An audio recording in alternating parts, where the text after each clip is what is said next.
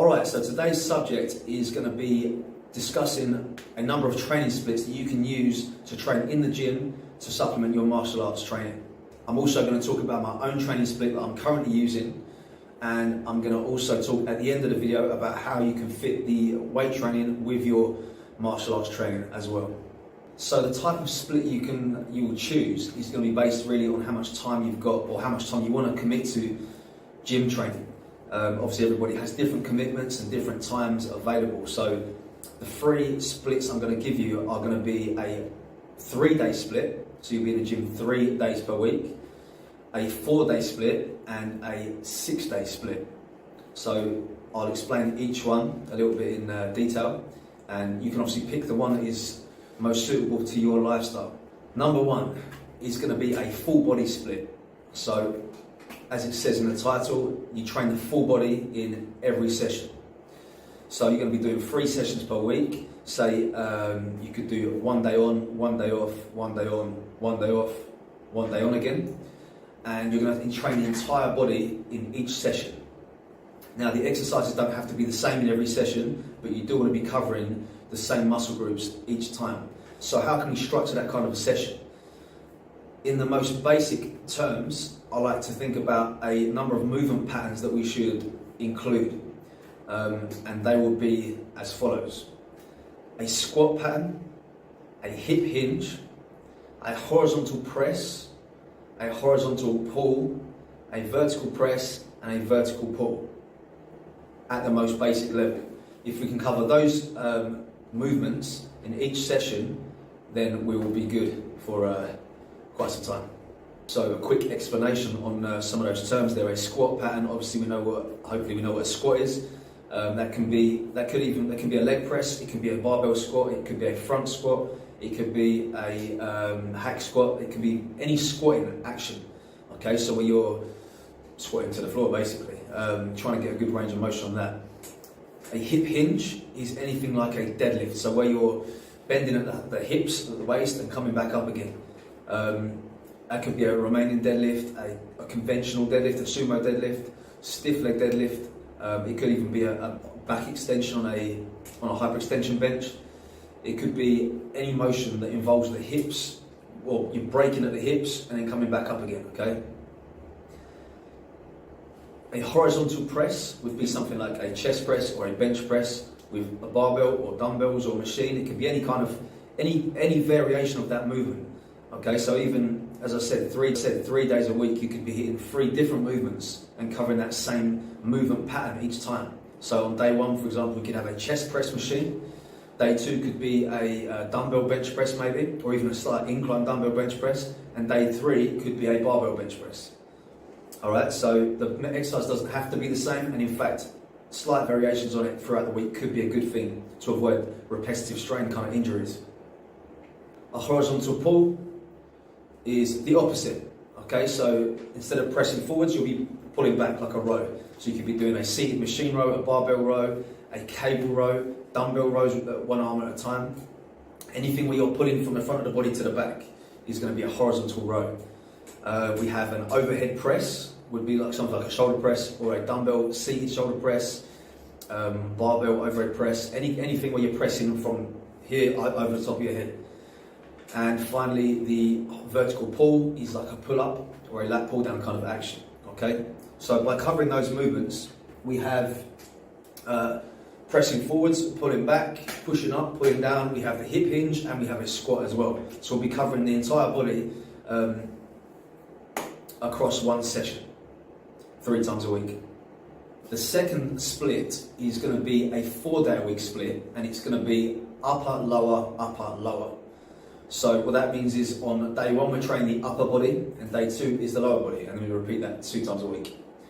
So in that case, I'll still try to keep those same movement patterns from the previous split. You know, the horizontal press, horizontal pull, and vertical press for the upper body. And obviously on the leg days we'll do a hip hinge and a squat. Okay, so in this way you could do slightly more volume for the upper body on the upper body days and a bit more volume on the lower body days for the lower body than you would do in a full body split. Okay, so now you're in the gym 4 days a week and you're hitting the upper body twice and the lower body twice. An example of a lower body session then maybe in that week could be a squat, followed by a Romanian deadlift, hamstring curls, leg curls, could be seated or lying, or even a Nordic curl, like a bodyweight hamstring curl. You could then have a leg extension or a sissy squat kind of variation, and then you'd have covered the legs a little bit more, with a few more movements than you would be able to on a full body session. Obviously the downside of a full body session is it's quite broad, and an upper lower split allows us to get a little bit more variety in our movements in each session. An example of an upper body session could be a bench press for your horizontal press, followed by a cable row for your horizontal row, an overhead press to cover your overhead press in action, your vertical press in action, and pull-ups for your vertical pull down, your vertical pull action. You could then add to this some work for maybe the biceps and triceps if you want to isolate them a little bit more. Maybe add some isolations for certain things that you want to bring up a little bit more, like in some weaker areas. And but you don't have to. You know, you can still stick to those 4 movements and have a very productive session. Now the third split is a split that I currently use at the moment, and it's a 6-day-a-week split. Okay, so you'd be in the gym 6 days per week. Obviously this is quite a little bit more time consuming, and you have to enjoy being in the gym to do that, right? So this would be a push, pull and legs split, okay, and you'd do that twice a week. So you'd rotate through a push-in session, a pull-in session and a leg session, and then you'd repeat it. So how I fit that into the week is I'll do the 3 sessions together. So for example, day 1 will be push, then pull, then legs, or in some variation of that order. 1 day off and then 3 back on again. So it's a 3 on, 1 off split. So now the split is categorized not into necessarily body parts but into actions. So we have push-in actions on the push day, and that would still be your pressing, both horizontal and vertical, but it could also include tricep press downs,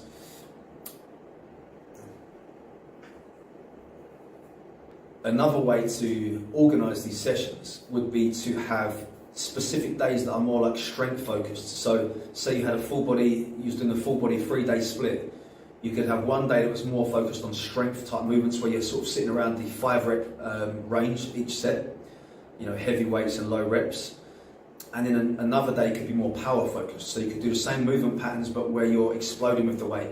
Maybe you know, plyometric type movements for squats or for pressing actions, that kind of thing. So you're kind of hitting different variables on different days. So how do we fit all of this in? Obviously the splits towards the end there, the 6-day split takes up a lot more time. So how do we fit this in with our martial arts or our karate training? The most important thing to consider when you're adding gym or weight training to your martial arts is recovery.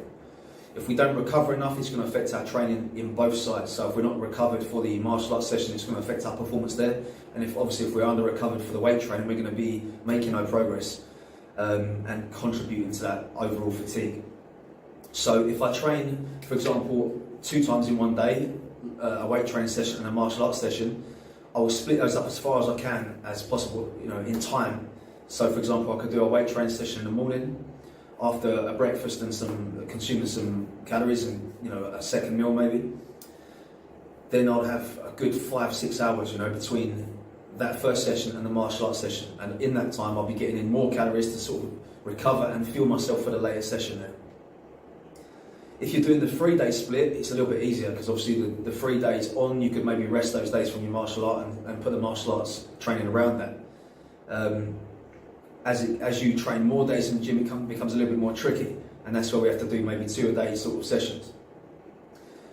In addition to all of this, of course, we need to still maintain mobility, because this is the argument a lot of the time that people say that weight training causes you to be muscle bound or too heavy and stuff like this, which I disagree with anyway.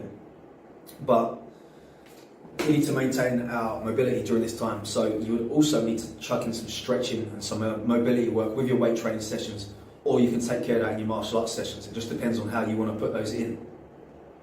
If you're training correctly with a full range of motion anyway in the gym, it's going to improve your mobility rather than hinder it. So this video went on a little bit longer than I expected, but if you've made it this far, thanks for watching. If you've got any questions, put them down in the comments below and I'll try and get back to as many as I can. If you like this kind of content, don't forget to subscribe so you can see more of it, and I'll see you next time.